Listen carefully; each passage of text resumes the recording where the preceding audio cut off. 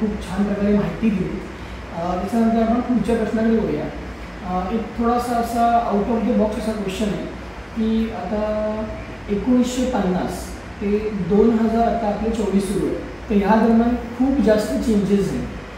जसं की आपण म्हणतो आता 1950 ते 2000 ह्या काळामध्ये जास्त ज्या मूलभूत गरजा होत्या त्या होत्या अन्न, वस्त्र, निवारा. त्याच्यानंतर किंवा मी म्हणेन 1990 1980 पासून आत्तापर्यंत एवढा चेंज झाला, एवढा ड्रास्टिक चेंज झाला आहे की आता त्या मूलभूत गरजांमध्ये काही गोष्टी ॲड झाल्या, जसं की इंटरनेट, मोबाईल, बाकी सगळ्या त्यात मोबाईल, इंटरनेट आणि इलेक्ट्रॉनिक्स इंटरनेट ह्या सगळ्या गोष्टी खूप जास्त प्रकारात वाढल्या. सो ह्या गोष्टी तुम्हाला ॲडॉप्ट करायला कशा वाटल्या? म्हणजे इन शॉर्ट अजूनच तुम्हाला थोडंसं ब्रीफमध्ये सांगायचं म्हटलं तर ही जी 1950 ते इकडपासून जी जनरेशन आहे, माझ्या मतानुसार तुम्ही पण म्हणता की तुम्ही गावातून आले, सो तेव्हा लाईट, फॅन किंवा ह्या ज्या सगळ्या इन्स्ट्रुमेंट्स आहेत किंवा हे सगळे इलेक्ट्रॉनिक गॅजेट्स आहेत हे तुमच्या वेळेस नव्हते. सो तेव्हापासून आता इथपर्यंत म्हणजे आता आपण म्हणू शकतो की तुमच्या हातात एक वॉच आहे, डिजिटल वॉच आहे, तिथपासून माईक वगैरे ह्या सगळ्या गोष्टी ॲडॉप्ट करायला हे कितपत कठीण गेलं किंवा ते कसं ॲडॉप्ट केलं? गमत काय माहिती, आमच्या पॅराशूटिंग वर्ल्डमध्ये एक म्हण आहे, your mind is like parachute, it works the best Wien it is open. Parachute works best Wien it is open. तुझं माइंड ओपन असेल ना, इट वर्क्स दी बेस्ट. आता तुमचा प्रश्न फार सुंदर आहे, कारण माझा जन्म 1958चा आहे. म्हणजे आम्ही त्या एरामध्ये बुलक कार्ड एरा म्हणता येईल, त्या एरापासून सुरुवात केली आणि आता ऑनलाईन एरामध्ये आपण आहोत असं समजायचं. पण जर तुम्ही फ्लेक्सिबल असाल, एक बेसिक लॉ आहे, असं म्हटलं जातं की ज्यांचा जन्म 1970च्या अलीकडला आहे त्यांना आजकालच्या टेक्नॉलॉजीशी जमून घेणं थोडं जड जातं. पण जी जनरेशन 1970 नंतरची आहे, they have taken to the technology like fish to water. ही वस्तुस्थिती आहे. माझ्या वैयक्तिक बाबतीत जर तुम्ही विचारलं तर चेंजेस जे होत गेले तुमच्या जीवनामध्ये या गोष्टी होत गेल्या. बघा, मी तुम्हाला आश्चर्य वाटेल, मी बॉम्बे युनिव्हर्सिटीचा BScचा ग्रॅज्युएट पहिल्यांदा होतो आणि त्याच्यानंतर मी ट्रेनमध्ये बसलो आयुष्यात. म्हणजे मी ज्यावेळेला माझ्या सर्व्हिसेस सिलेक्शन बोर्डच्या इंटरव्ह्यूला अलाहाबादला गेलो त्यावेळेला मी आयुष्यामध्ये पहिल्यांदा ट्रेनमध्ये बसलो. म्हणजे मी ऑलरेडी BSc होतो बॉम्बे युनिव्हर्सिटीचा, त्याच्यात मी कधी ट्रेनमध्ये बसलेलो नव्हतो. जास्तीत जास्त पेशून चिपळूण मुंबई बसमधून जाणार. पण हे 1980मध्ये मी असं झालं, त्याच्यानंतर मी काही वर्षात विमानात उड्या मारायला लागलो. हे ट्रान्झिशन आहे. तुम्ही जर मेंटली फ्लेक्सिबल असाल तर हे ट्रान्झिशन तेवढं वाटतं तेवढं कठीण नाही. तुम्ही ते ट्रान्झिशन समजून घेतलं पाहिजे. या ट्रान्झिशनचे काय फायदे आहेत, त्याचे तुम्हाला ॲडव्हान्टेजेस काय आहेत ते समजून घेतलं पाहिजे आणि ते समजलं आणि वापरायचं. तुम्ही चुका करा. नव्या टेक्नॉलॉजीला तुम्ही जेव्हा पहिल्यांदा वापरता तेव्हा खूप गोंधळ होतो, चुका करतात. तुम्हाला अरे आपण गडबडलं, चुकीचं तर काही करत नाही आहे ना. तर मी तुम्हाला एक उदाहरण सांगतो. म्हणजे आमच्या प्रोफेशनल लाईफमध्ये उदाहरण आहे. आम्ही पूर्वी जेव्हा विमानात उड्या मारून असे काही आम्ही एक्सरसाइजेस करायचो त्यावेळेला नॅव्हिगेशनसाठी आम्ही कंपास वापरायचो. कंपास म्हणजे नॉर्मल आपला कंपास उत्तर, दक्षिण, पूर्व, पश्चिम असं दाखवणारा. त्या कंपासच्या निडल कुठे दाखवते, म्हणजे डिग्रीज असतात 360 डिग्री. मग आपण कुठे आहोत, आपल्याकडे मॅप दिलेला आहे, त्या मॅपवरती आपण कुठे आहोत आणि या कंपासचा वापर करून आपल्याला जो डिझायर्ड इम्पॅक्ट पॉईंट आहे तिथे कसं जाता येईल. आणि मी सगळं अप्रॉक्सिमेट काम असायचं. पुढे आम्ही 1992मध्ये अमेरिकन स्पेशल फोर्सेसचे काही लोक भारतामध्ये आले होते. त्यांनी त्यावेळेला GPS आणलं. त्यावेळेला ते GPS घेऊन आले. आपण नुसतं वाचलेलं होतं वर्तमानपत्रामध्ये. ते आम्ही अशा एक्सरसाइजसाठी आम्हाला खूप तयारी करायला लागेल की मॅप रिडिंग तुमचं चांगलं पाहिजे, तुमचं नॅव्हिगेशन सेन्स चांगला पाहिजे, कुठली रिव्हर कुठे, कुठला हिल फीचर कुठे आहे, टेरेन कसं आहे, चढ कुठे, उतार कुठे, टेकडी कुठे, या सगळ्या गोष्टींचा अभ्यास करायला लागायचा. पण तुमच्या हातामध्ये जर GPS काउंटर असेल, गार्मिनचा ते जुना सेट होता, आताचे स्मार्ट मोबाईल जरा आणखी फिनिश प्रोडक्ट्स आहेत, पण त्यामध्ये 1992मध्ये आलं तर ते गार्मिनचा एक सेट बनवला. तुम्हाला जिथे जायचं आहे त्या डिझायर्ड इम्पॅक्ट पॉईंटचे तुम्ही कोऑर्डिनेट त्याच्यात भरायचे. ते कोऑर्डिनेट जम्पच्या आधी भरायचे त्या गॅजेटमध्ये. जम्प केली, पॅराशूट उघडलं आणि नाव घ्या स्टिअरिंग टॉवर्स युअर टार्गेट. ते तुला इन्स्ट्रुमेंट सांगत राहतं की तुला टार्गेटला जायला तुमचं डायरेक्शन ही पाहिजे आणि अंतर एवढं उभं आहे, तुझी हाईट एवढी. आणि विवर फ्लॅबर असतो म्हणजे तो माणूस आपलं डोकं वापरतच नाही, कारण ते मशीन सांगते काय करायचं, पॅराशूट कसं स्टिअर करायचं, किती ब्रेक्स वरती ठेवायचं, काय स्पीड ठेवायचा, ग्राउंड स्पीड तुला काय मिळतं हे तो कॉम्प्युटर कॅल्क्युलेट करून त्याला सांगतो. त्यामुळे आपल्याला जमेल की नाही मग ते लँडिंग झाल्यानंतर आम्ही क्युरिओसिटी दाखवून की तुम्ही काय वापरलं. मग त्यांनी आम्हाला सांगायला सुरुवात केली. पहिले ते थोडं ते हेसिटेट करत होते, पण मागून कसं फौजी आहे किंवा अमेरिकन फौजी असते, इंडियन फौजी असते, सगळ्यांची विचार करायची पद्धती एकच असते. आणि त्या एक्सरसाइजचा एम पण असा होता इंटर ऑपरेबिलिटी, म्हणजे आपण अमेरिकन फोर्सेसबरोबर काम करू शकतो की नाही, ते आपल्या ह्याच्याबरोबर काम करू शकतात की नाही हे बघायचं. आणि म्हणजे काय तुमच्यामध्ये त्यांच्यामध्ये जे डिफरन्सेस आहेत त्या वेगवेगळ्या पद्धती आहेत त्या ॲडजस्ट करायच्या असतात. तर आम्ही त्यांनी त्यांना सांगितलं होतं ठीक आहे पुढच्या ह्याच्यामध्ये तुम्ही हे वापरा. आणि त्यावेळेला आय वॉज हेसिटंट, म्हणजे ते वापरतो आपण चूक तर करत नाही आहेत ना. पण मग मागून लक्षात आलं अरे किती सोपं आहे. म्हणजे आता आपण इकडे आता नॉर्मल लाईफमध्ये उदाहरण द्यायचं झालं तर पूर्वी आपण एखाद्या गावी जायचं असेल तर पत्ता कुठे विचारायचं कुणाला. आता तुम्ही तुमच्या मोबाईलमध्ये फीड करता आणि ती बाई सांगते टर्न लेफ्ट, आपण टर्न करतो, लेफ्ट करतो आणि त्या डेस्टिनेशनला पोहोचतो. तुमचं जर माइंड ओपन असेल ना तर ही टेक्नॉलॉजी अतिशय युजर फ्रेंडली अशी असते. युजर फ्रेंडली म्हणजे कशी की it's not very difficult to operate, it's very user friendly. फक्त तुम्ही ते थोडं पहिल्यांदा धाडस केलं पाहिजे, थोडं चुकलं असं वाटतं. नक्कीच सर. ॲक्च्युली रिलेटेड मी थोडंसं अजून तुम्हाला विचारावं वाटतं मला की आता तुम्ही म्हटलात की ते GPS तुम्हाला सांगायचं किंवा डिरेक्शन जर दाखवायचं, तसं आता आत्ताच्या काळात जर तुम्ही बघितलं तर AI हे खूप वरच्या लेवलला किंवा खूप ॲडव्हान्स झालेलं आहे. आर्टिफिशियल इंटेलिजन्सच आपण त्याला म्हणतो. तर त्याच्यामध्ये आता इलॉन मस्क वगैरे आहेत त्यांची जी वाक्य आहेत की AI is far more dangerous than you think. म्हणजे आता आपण तुम्ही आता जे GPS 2 मिनिटांवर मला उदाहरण सांगितलं तर त्या AIवर आता आपण जर एक जसं मी मगाशी म्हटलं की प्रोज अँड कॉन्स, तर प्रोज तर आपल्याला दिसतातच आहे, पण त्याच्यामागचे जे कॉन्स आहेत लाईक गेल्याच महिन्यातली बातमी की खूप मोठा आकडा आहे ज्यांचे जॉब्स गेलेत निवड AIमुळे. म्हणजे ज्या जॉबला किंवा आता सॉफ्टवेअर इंडस्ट्रीमध्ये बघितलं तर जर एखादं सॉफ्टवेअर डेव्हलप करायला काही महिने किंवा वर्ष लागत होते, तिथे AI काही मिनिटात करतो येतात. सो ह्या गोष्टीचा सिरियसनेस किती वाटतं तुम्हाला? माझं थोडं याच्याबद्दल म्हणजे विचार करायची माझी म्हणजे पद्धती थोडी वेगळी आहे. म्हणजे काय आहे ह्युमन लाईफमध्ये हे जे ट्रान्झिशन होत आहे ना, आता AI येत आहे तुमचं म्हणजे कॉम्प्युटिंगचा बेसिकली स्पीड वाढतो. म्हणजे पूर्वी जे कॉम्प्युटर काम करायला खूप मोठी फ्रेम लागायची, खूप मोठी सर्किट्स लागायची, आता चिप आलेली नॅनो ह्याच्यामध्ये त्याची चिपमुळे कामं पटापट होत आहे. म्हणजे इंटरनेट ऑफ दी थिंग्स असू दे किंवा सुपर कॉम्प्युटर्स तुमचे असू दे. आता हे ट्रान्झिशन ह्युमन लाईफमध्ये ट्रान्झिशन आहे. उदाहरण द्यायचं झालं ना तर पूर्वी ज्या वेळेला स्मार्ट मोबाईल आले त्याच्या आधी एरा कुठला होता, PCOs असायचे. आणि आपण त्या PCOमध्ये क्यूमध्ये उभे राहायचो आणि मग बुक करायचो. ठीक आहे. आणि it was a very costly affair also. आता ते PCO आपल्यामध्ये चिपळूणसारख्या शहरामध्ये देखील कुठेही दिसत नाही, कारण प्रत्येकाकडे स्मार्ट मोबाईल आहे. ठीक आहे. त्यावेळेला वाटलं का हे PCO बंद झाले की ह्यांना कुठे जॉब मिळणार, ते आज स्मार्ट मोबाईलच्या दुकानामध्ये त्याच्या मेंटेनन्समध्ये किंवा त्या टेक्नॉलॉजीमध्ये आहे. आणि माझी विचार करण्याची पद्धत अशी आहे की आपण ह्युमन बिईंग्स आहोत ना, ते आपण ॲडॅप्टेबल आहोत. आपण चेंजेस होतात ते आपल्याला पहिल्यांदा वाटतात की याच्यामुळे काम गोंधळ होणार आहे, बरोबर, पण त्याच्यानंतर आपण त्याला ॲडॅप्ट करतो. ठीक आहे. आता पूर्वी कसं आहे, पूर्वी तुम्हाला लाईटचं बिल भरायला बँकेमध्ये किंवा त्या ह्याच्यामध्ये ऑफिसमध्ये जाऊन उभं राहायला लागायचं लाईनमध्ये. आता आपण घरात बसून स्मार्ट मोबाईल हे करून ते तसं करतो का. तर ती ही जी भीती आहे ना ही ट्रान्झिटरी आहे. आणि ह्युमन बिईंग्सला म्हणजे ॲडॅप्टेबल, आपण इन्व्हेंटिव्ह पण आहोत, खूप इन्व्हेंटिव्ह आहोत. पूर्वी माणसं म्हणजे विमानाचा शोध लागायच्या आधी पूर्वी एका देशातून दुसऱ्या देशामध्ये बोटीतनं जायचं, 8-15 दिवस बोटीत बसून असायचे. आता काही तसं तुम्ही एका कॉन्टिनेंटमधून दुसऱ्या कॉन्टिनेंटमध्ये जाता. पण म्हणून काय शिपिंग बंद झालं आहे, शिपिंग बंद झालेलं नाही आहे. दुसरी एव्हिएशन इंडस्ट्री वाढली, शिपिंग इंडस्ट्री कमी झाली असेल नाही असं नाही, पण एव्हिएशन इंडस्ट्री वाढली. तसं हे आर्टिफिशियल इंटेलिजन्स जरी माणसाच्या जागी कितीही आलं तरी शेवटी ज्याला सुपिरियरिटी ऑफ म्हणजे हायरार्की म्हणतात ना, human beings will always remain at the apex, असा माझा विश्वास आहे. म्हणजे आपल्याला अशी आता भीती वाटते अरे ज्यात आमच्या लढाई करण्याच्या पद्धतीमध्ये देखील आता स्मार्ट ड्रोन्स जायला लागलेले आहेत. म्हणजे आता विमान हे चालक रहित असतं, म्हणजे पायलटलेस एअरक्राफ्ट जातात. बाकी ड्रोन्स आहेत त्यांना तुम्ही प्रोग्राम करा आणि ते त्या प्रोग्रामप्रमाणे जातात, ऑटो पायलटवर जातात. पण you can always fool them also. त्याला काउंटरमेजर्स निर्माण केली जाऊ शकतात. तर ह्युमन रेस अशी आहे, तुम्ही माणसाची जर इव्होल्युशन बघितली तर माणसाच्या जीवनामध्ये अडथळे आले की त्याला काहीतरी वेगळा मार्ग शोधतो आणि त्या अर्थाला क्रॉस करून जातो. त्यामुळे आर्टिफिशियल इंटेलिजन्स असू दे किंवा आता आपल्याला अनएम्प्लॉयमेंट वाढू शकते, जॉबलेसनेस येऊ शकतो वगैरे ही भीती आहे, ही ट्रान्झिटरी आणि ट्रान्झिशनचा पिरियड आहे.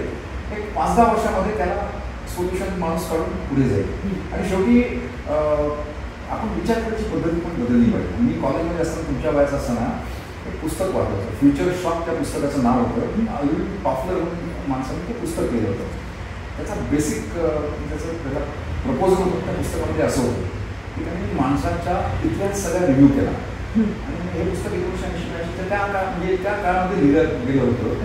त्यांनी काय केलं, तो मला माणसाच्या प्रगतीचा जर तुम्ही आढावा घेतला तर माणसाची गुहेतून बाहेर आल्यानंतर इसवी सन 1907 घरा हा जो इतिहास आहे, हा इतिहास एका विशिष्ट स्पीडनी पुढे पुढे पुढे सरकत गेला. परंतु 1901 पासून 1980 पर्यंतचा इतिहास बघितला तर या 80 वर्षामध्ये माणसाच्या जीवनामध्ये एवढे सारे बदल आले की ते सारे आधीचे बदल होते त्याच्यात अतिशय कितीतरी अधिक पटीने होते. परंतु माणसाचं जीवन थांबलं नाही. माणसाची विचार करायची पद्धती कुठेही बदलली, मोठीच झाली नाही, थांबली नाही. त्याला म्हणजे ते ब्लॉक झाली नाही. आणि त्यावेळेला फोरकास्ट केलं होतं की मला हे जे चेंजेस आहेत, rate of change in human life will continue at this pace for at least next 50 to 100 years. आणि त्यावेळेला प्रेडिक्ट केलं होतं, ते झालं. ही जी सॉफ्टवेअर आपल्या लाईफमध्ये कधी आले, स्मार्ट मोबाईल्स कधी आले, 2000-2005च्या आसपास. त्याच्या आधीचं जीवन बघा आणि त्याच्यानंतरचं जीवन बघा. पण आपण म्हणून काय माणसाच्या ह्याच्यामध्ये फार मोठी झाली असं नाही. आपण बदलत जातो, अडॅप्ट जातो, आपल्या विचार करायच्या पद्धतीला बदलत जातो. आणि that is the law, basic law of human life. त्यामुळे मी आशावादी एआयमुळे माणसाच्या जीवनामध्ये चॅलेंजेस येतील, बट निसर्गाने माणसाला असं इक्विप केलेलं आहे to will always overcome this challenges as well. म्हणजे इन शॉर्ट सांगायचं तर एआय कधीच ब्रेनला हे करू शकत नाही, ब्रेनला बीट करू शकतो. Brain will always remain the master and AI will be always the servant. हां, बरोबर. अजून एक थोडासा प्रश्न असा की आता आपण म्हटलं तर 2018 इथपासून जे पुढे किंवा त्याच्या मागे जरी आले किंवा इन शॉर्ट सांगायचं तर इंडियाकडे आज एक यूथ म्हणून बघितलं जातं, यूथचा देश असं म्हणून इंडियाकडे बघितलं जातं. तर तो जो यूथ आहे तो आता बऱ्याच ठिकाणी आपण बघतो की आपण असं म्हणतो की तो चुकीच्या एका डायरेक्शनला चालला आहे. किंवा आता इंटरनेट बेस सगळं जो आपण म्हटला, जो इंटरनेटचा ऑरा आहे त्याचा प्रोज आणि कॉन्सेप्ट, तर त्याचा यूज चांगल्या प्रकारेपेक्षा वाईट प्रकारे कसा होईल ह्याचा जास्त आजचा यूथ बघतो. म्हणजे इन शॉर्ट जर तुम्हाला थोडंसं स्टॅटिक पॉईंट सांगायचे म्हटले तर आपल्या भारत देशाला यूथचा देश असं म्हटलं जातं. तर हा जे यूथ आहे, हे जे यूथ आहे त्या चुकीच्या डिरेक्शनला जातं आहे का, असा एक जो प्रश्न आहे. ज्याचं इन शॉर्ट आता एक थोडंसं तुम्हाला स्टॅटिस्टिक्स सांगायचं म्हटले तर आपल्या भारत देशात दर 38 ते 39 सेकंदाला एक सायबर क्राईम घडतो. त्यात रत्नागिरी जिल्ह्याचं जर स्पेसिफिक बघायला गेलं तर 37 ते 38% सायबर क्राईम महाराष्ट्रात हे रत्नागिरी जिल्ह्यात होतात. तर ह्या गोष्टीवर तुम्हाला काय माहिती? मला ही माहिती तुम्ही सांगितली की मला म्हणजे नवी माहिती आहे, पण मी याच्याबद्दल तुमचा हा जो मुद्दा आहे ना की भारताचा यूथ हे भारताचं भविष्य बनतो, आपल्याला खूप मोठा ॲडव्हान्टेज आहे. आणि आपल्या पंतप्रधानांना आपल्या देशाला 2047 पर्यंत विश्वगुरू बनवायचं, त्याची किल्ली ही आजच्या युवकाच्या हातामध्ये असं मी समजतो. आता युवकाला एम्पॉवर कसं करायचं, म्हणजे तो योग्य दिशेने त्याचा प्रवास झाला पाहिजे हा प्रश्न आहे. आता ह्याला बरेच पैलू आहेत. म्हणजे त्याचं शिक्षण, त्याच्यावरती होणारे संस्कार, तो सुशिक्षित पण पाहिजे आणि सुसंस्कृत पण पाहिजे, दोन्ही गोष्टी आवश्यक आहेत. आणि बॉटम लाईन काय आहे की माणसाच्या जीवनामध्ये त्याचं जेव्हा एक्सपोजर होतं, he gets expose to both good and bad. पण त्याच्यामध्ये जर ती विवेकबुद्धी असेल की हे चांगलं आहे आणि हे वाईट आहे, आणि हे वाईट आहे त्याला मी बाजूला ठेवायचं, म्हणजे हे चांगलं आहे त्याला फॉलो करायचं, ही विवेकबुद्धी आपल्या म्हणजे सगळ्या संस्कारांची किंवा आपल्या शिक्षण व्यवस्थेत उद्देश आहे. म्हणजे की मुलाला किंवा त्या युवकाला किंवा युवतीला एम्पॉवर कसं करायचं, तर टेक्नॉलॉजी तर तू एफिशियंटली वापरली पाहिजेच, तर त्याशिवाय आज जीवन पुढे जाऊ शकत नाही. परंतु ती टेक्नॉलॉजी वापरताना हे कसं दुधारी तलवार आहे, दोन्ही बाजूला धार आहे. पण कटिंग याचं कुठलं ती वापरलं की तुला फायदा होतो आणि कुठलं चुकीचं वापरलं की तुला स्वतःला सेल्फ इंजुरी होते. ह्याचा विवेक ह्याच्यामध्ये आला पाहिजे, विचार त्याच्या पद्धतीमध्ये आला पाहिजे. आणि त्याला मॅजिकल सोल्युशन नाही, म्हणजे ओव्हरनाईट त्याला सोल्युशन घेऊ शकणार नाही. कॉन्स्टंटली म्हणजे त्याला या गोष्टींबद्दल सांगत राहणं की इथे धोका आहे, ही दिशा योग्य आहे, ही वाट सेफ आहे, ही अनसेफ आहे, या वाटेत जाऊ नको. परंतु माणसाचा ब्रेन किंवा माणसाची विचार करण्याची पद्धती अशी आहे ना की आपण चुकीच्या वाटेला जास्त जातो, म्हणजे आपल्याला ते अट्रॅक्टिव्ह वाटते, चुकीची वाट आपल्याला अट्रॅक्टिव्ह वाटते, मग आपण पडतो, धडपडतो, इंज्युअर होतो, मग लक्षात येतं की आपण ह्या वाटेने चालत नको. काही काही गोष्टी माणसाला स्वतः शिकायला लागतात, म्हणजे त्याला बाकीच्या कितीही सांगितलं की हे करू नकोस तरी तो स्वतः जाऊन धडपडत नाही, त्याच्यातनं शिकत नाही, तोपर्यंत त्या वाटेने तो सोडत नाही. ही एक प्रोसेस आहे. पण सायमल्टेनियसली त्याच्या ब्रेनवरती आपण हॅमर करत गेलं पाहिजे की बाबा याच्यामध्ये हे धोके आहेत आणि त्या धोक्यामध्ये तू वळू नकोस, कारण त्याच्यामध्ये कसं तुम्ही ट्रॅक पण होता. या सायबर क्षेत्रामध्ये गंमत काय आहे की इनिशियली तुम्हाला काय फरक पडणार, पण ते तुम्हाला मॅनिप्युलेट असं करतात की ती टेक्नॉलॉजी वापरून त्यांनी तुमचे फोटोग्राफ पिकअप केलेले असतात, मग ते मॉर्फिंग करून तुमचा चेहरा इकडून तिकडे तुम्ही जिथे नव्हता तिथेच तुम्ही हजर आहात असं दाखवता, ब्लॅकमेल करायला सुरुवात करतात. आणि शेवटी काय विषयाची परीक्षा माणसाने घेऊ नये हे माणसाला पहिल्यापासून त्यांच्या डोक्यामध्ये जर तुम्ही हॅमर करत राहिला, म्हणजे ते साधारणपणे 8वी 9वी मुलगा आला की तो त्याच्या आईवडील त्याला स्मार्ट मोबाईल देतात, तो साधारणपणे देत नाही, 10वी नंतर.